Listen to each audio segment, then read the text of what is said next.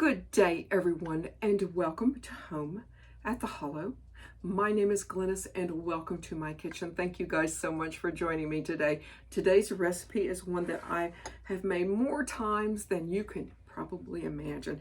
This was an in favorite, and I know it will become one of your favorites. We're having a stormy, rainy day here. It's cold. We've got really a big time winter coming in a few days. And so I'm just glad to get this done. This recipe is for my pear ginger muffins, and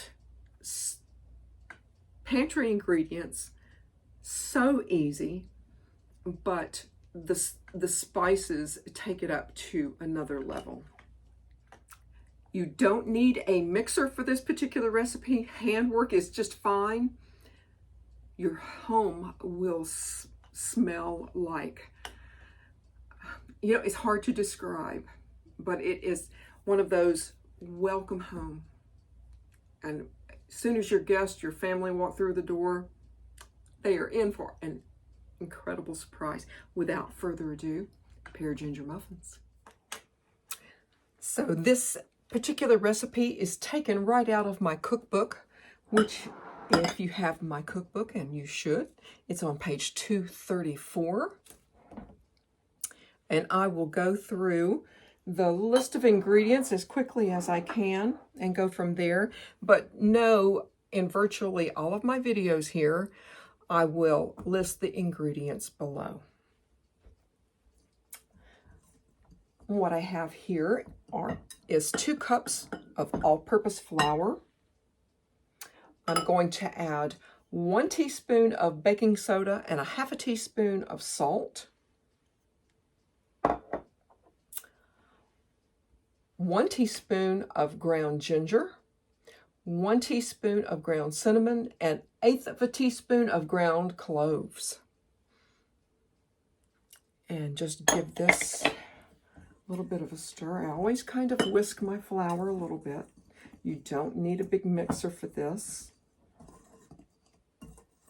It actually turns out better when you don't use a mixer for this, because, you don't want to overwork your dough. But anyway, let's see. I've got a half a cup of light brown sugar. If you have dark brown sugar, that's fine too. I'm going to just toss that right in there, firmly packed. That's a half a cup. Just give this a little bit of a stir. It looks pretty good, and it smells. Oh, I wish you guys could smell this. Of course, when you make it, you will. This is good. This is one of my favorite recipes. It comes out every single time. Makes your house smell amazing. There you go. That's not bad. Let's see, where are we? The one thing that is very important in most muffin and like cookie recipes is to, even though it calls for maybe 1, 2, or however many eggs, go ahead and give that a good whisk before you add it to here, because you don't want to make a tough dough just trying to get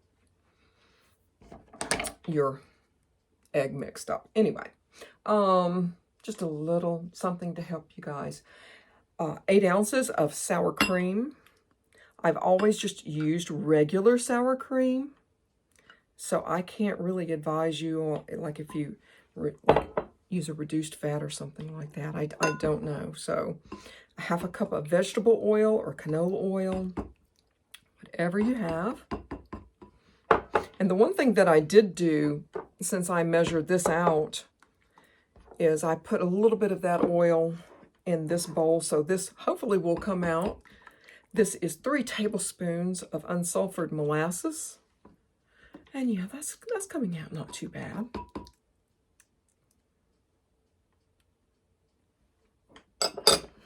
This makes the molasses makes a beautifully colored muffin. And just get that mixed up, and let's see. Now, as unusual as this sounds, we'll set this aside sorry guys, as unusual as this sounds, this particular recipe takes like a 15, 16 ounce can, whatever you can find, of pears.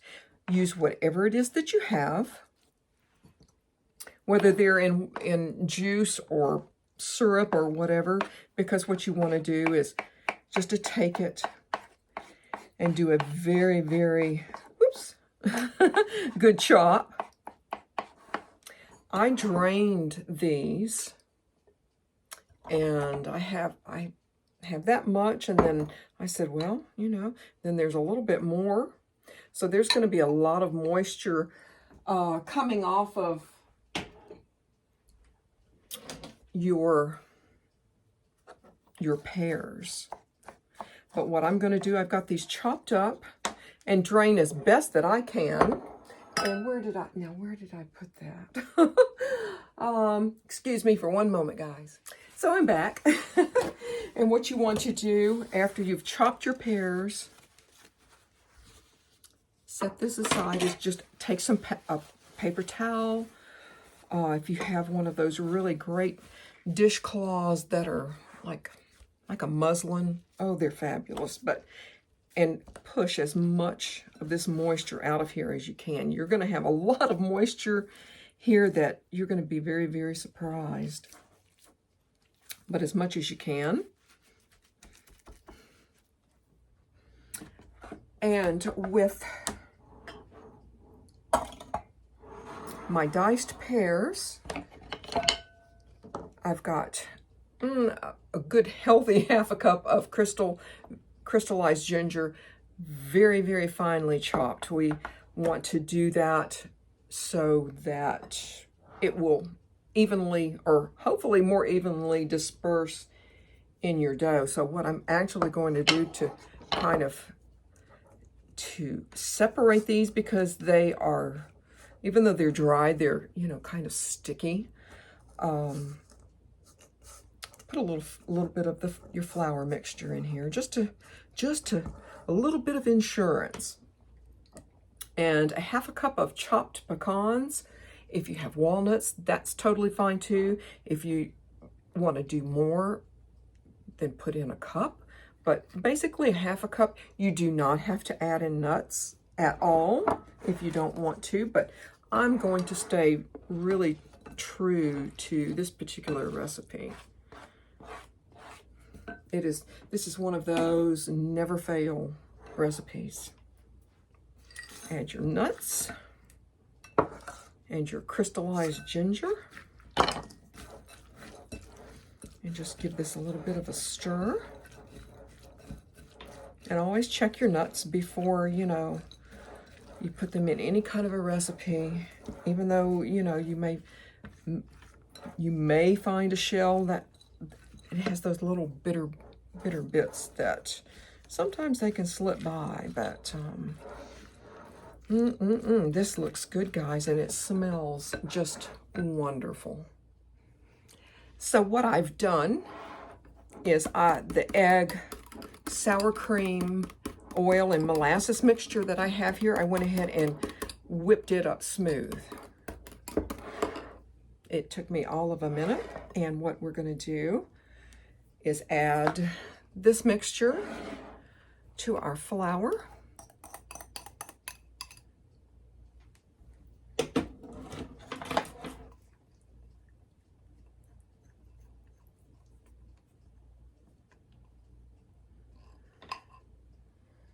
And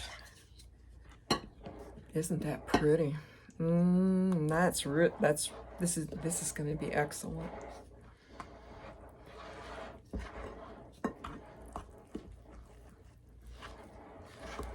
It stirs up pretty quick, and you know, this is one of those, like I said, you don't want to overdo.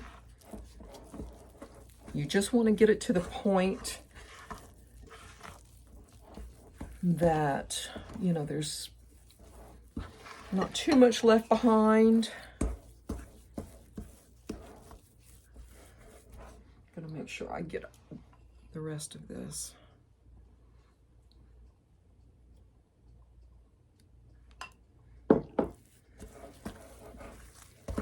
And did you guys know, if, you know, everything should be at room temperature anyway, but when you are working with eggs, they rise a little bit more when they're at room temperature. And our pears and our crystallized ginger and our pecans or walnuts or you know, whatever you prefer, or none. No one says you have to put nuts. But like I said, these are so exceptional. I am definitely going to stay true to this. I've got, and there you go. That's that's the gist of it. I've got oh my goodness, this tin must be, I haven't looked for a date on it, but this tin must be probably about 50 years old. And I love it. It's got the little ridges on the bottom here. I've already used my magical pan release that I just love using. Oh my goodness. This is going on, I still have some. This is going on 4 or 5 months I've had this. And believe me, I've been using this. I'm going to get my scooper and let's just see. This is just a regular ice cream scoop.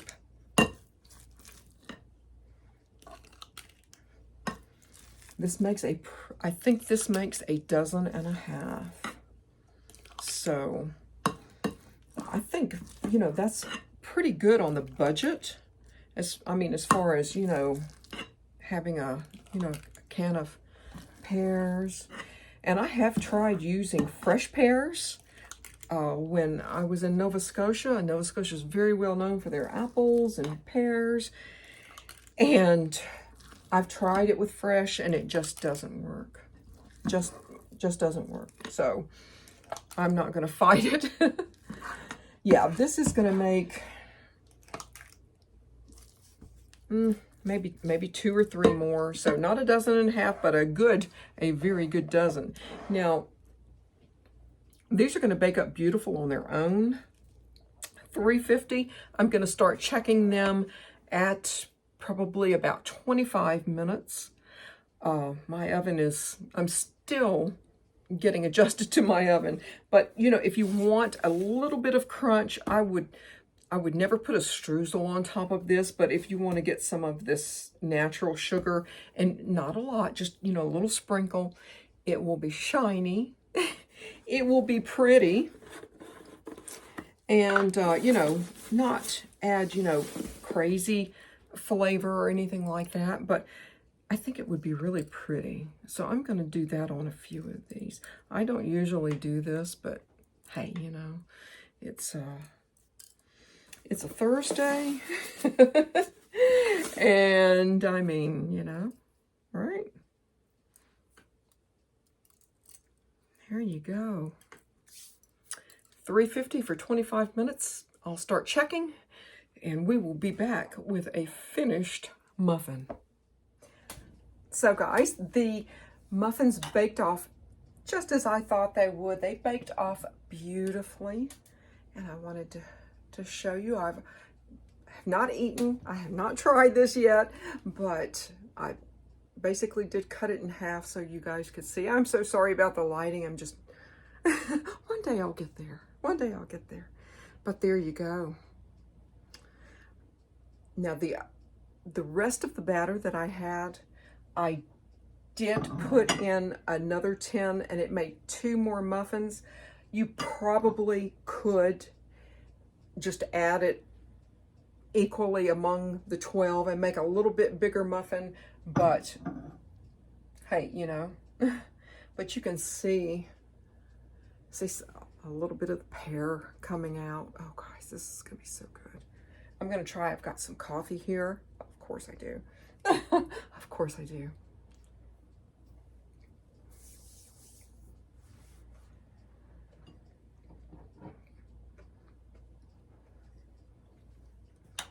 Big thumbs up. Excuse me, guys.